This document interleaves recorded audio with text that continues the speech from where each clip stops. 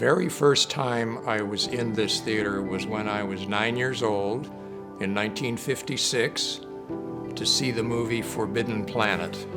It was my birthday, and I remember looking all around me at the decor. Probably spent more time looking at the building than I did at the movie. As it got into the 80s, we all felt we had to do something to save the building so that it wouldn't get torn down and an office building put up. Well, the condition was threadbare.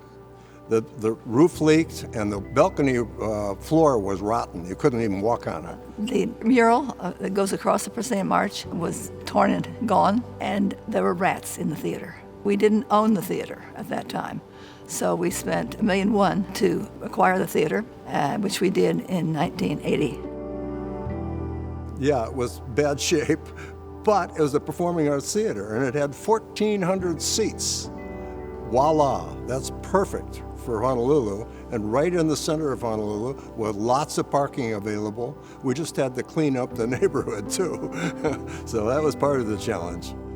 There was a lot of work that we needed to do. The stage had been stripped of all of its equipment, so there were no lights. The switchboard was not in operating condition, so the switchboard got completely rewired and was made to work again. That was the original switchboard from 1922. We scavenged equipment, whatever we could find that was useful, from other theaters that unfortunately were being torn down. So we got some seats from the King Theater on King Street. We got some stage lights from the Palace Theater on Keomoku and Beretania. We got some from the Roosevelt Theater that was on Mauna Kea Street. And we managed to actually equip the stage so that it had stage lights and could be used by groups.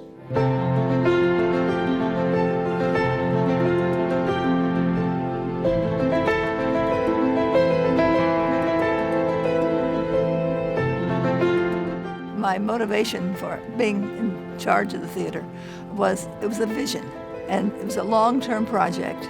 And the goal was not to do a paint-up, fix-up job, but we wanted to restore it to maintain the ambiance of what it looked like in 1922. With a lot of patience and perseverance, I felt that we could succeed, and we did. On opening night in 1996, we had done it. We had arrived. And so I think that was a thrill to say, we did it, we're almost finished, and the joy of seeing this beautiful historic theater. The chorus I sing in, the Sounds of Aloha chorus and quartets, were the first act in the theater after it was restored. How did I feel about it? Terrific. There were 4,000 people showed up, and for 3 shows, and it was turn-away crowds. Everybody wanted to see the renewed Hawaii Theatre. It got a lot of publicity, and fortunately, because that put it on the map. It's the beauty and the history, importantly, of the theater that I think means the most to me. It's hard to put it into words, but the Hawaii is a marvelous treasure that is still viable and useful and needed in Hawaii today. Almost 100 years ago when it opened, it was called the Pride of the Pacific, and it's still the Pride of the Pacific. And so it's a treasure, and especially more so that all the other theaters in Hawaii have been torn down. So if we could have saved one theater, I'm glad that it was the Hawaii Theatre.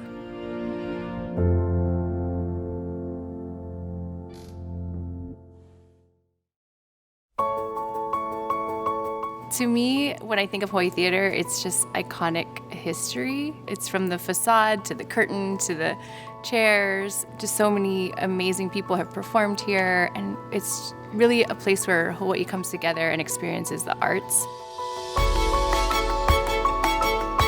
It's like a shared place where people share all kinds of things, and it's a place where family is built, and not just your own family, just any kind of family. So my first experience with Hawaii Theatre was as a contestant in the Miss Chinatown Hawaii Scholarship Pageant in 1999, and that was a amazing experience because I got to see the onstage, the audience, as well as the backstage all at one time.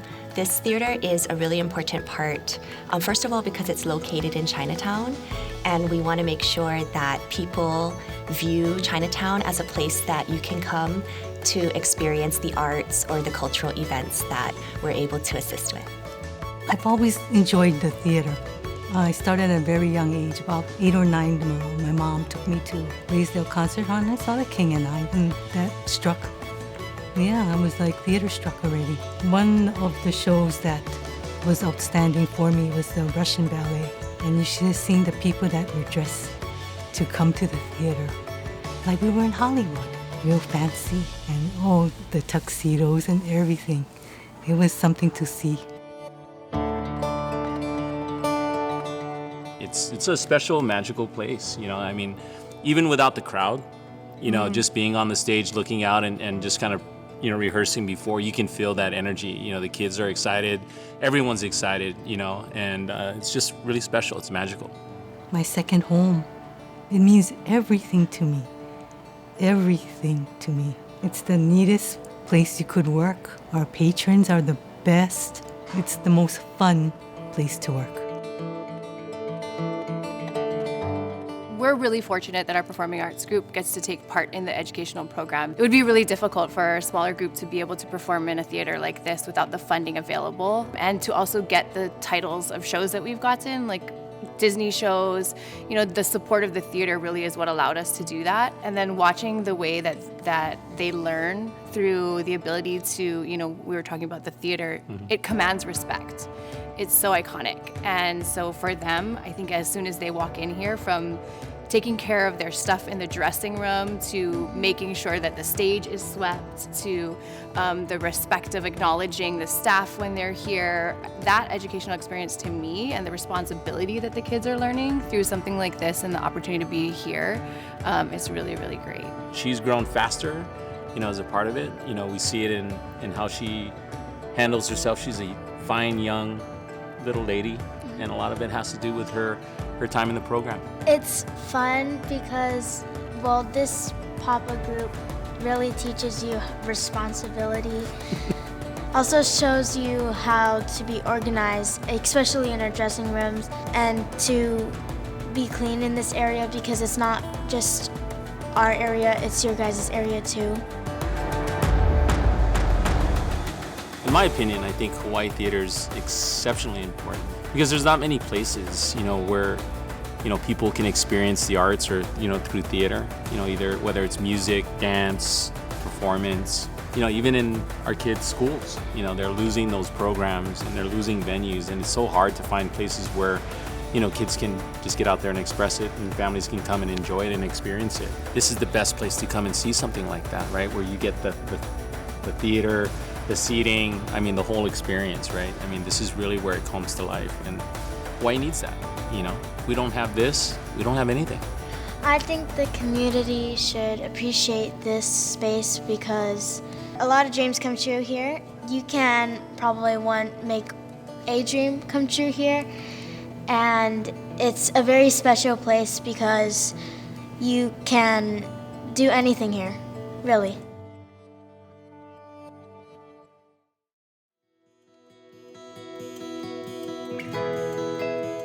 I think every business has had to change a lot in the last 6 months to a year. And the theater's no different. In fact, the theater might be even a larger example of that than a lot of others have had to do. This theater's seen it all, right? It's coming up on 100 years. A lot of changes in this area specifically. And obviously the goal is to make sure that it stays here for many, many years to come. Post-COVID is a shutdown. The theater was shuttered for several months before we were able to even consider pivoting into a live stream and broadcast environment where we are today. The theater has a great group of volunteers and vendors that are very supportive of the theater. And we were able to work with them to create a broadcast platform to live stream musical content, talk shows, and we're also working on live performing arts as a means for us to provide content and performances to people via the internet. For the Hawaii Symphony Orchestra, our goal is to be of Hawaii, for Hawaii, and by Hawaii. We really truly want to be reflective of the community here that supports us. And so with the Hawaii Theater Center partnership, the investment and partnerships with that team that came together really allowed us to continue our mission for the past 6 months. We've been able to launch Sounds of Resilience, a name that was not just about the programming, but us as an organization being resilient and building a future and saying to this community, we're not going anywhere. And I think similarly with the Hawaii Theater Center, this is a venue that's not going anywhere. This is a very vibrant place that has been so dedicated to their mission throughout this, to provide entertainment and education and engagement and build community, which is really the benefit of both these organizations. It's just the community that we continue to build despite never being in person.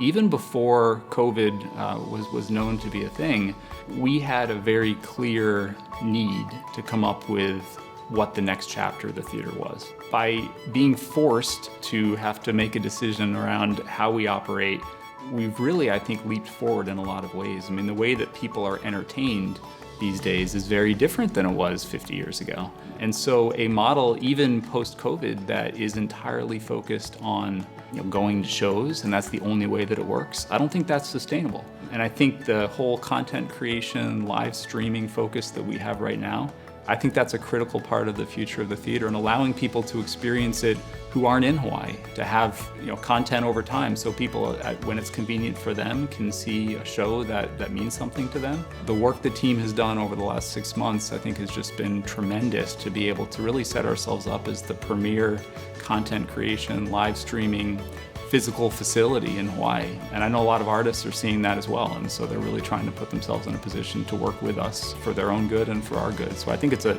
huge opportunity for us. It's not without pain. There's certainly been some challenges that the team has had to work through and done a really good job doing so. But I do think that the future is a bright one, and I think we've learned so much over the last 6 months to be able to make that more successful. And it's so important for our community to continue to support that and to voice their opinions and voice their support through financial means, by volunteering, by speaking up to our local officials with what we're going through currently. But it's that this Hawaii Theater Center is for Hawaii. It's for Honolulu. It's for Oahu. It is for these people. And it's what brings us together, and it's that community that we build. And I think that's the biggest reason why we have to continue supporting these organizations, because it's ours. We own this. One word, I would describe the theater as an oyster, because when you open the oyster, you have a pearl inside. It is stunning. It's spectacular. Fantastic. Iconic. Magical. I would say welcoming. I'm going to go with treasure. This is a real treasure. I think, to me, it comes down to responsibility, or kuleana, if you want to think about it from a Hawaiian perspective. Beautiful. Fun. Magnificent. I love the place. It's exactly what Hawaii needed.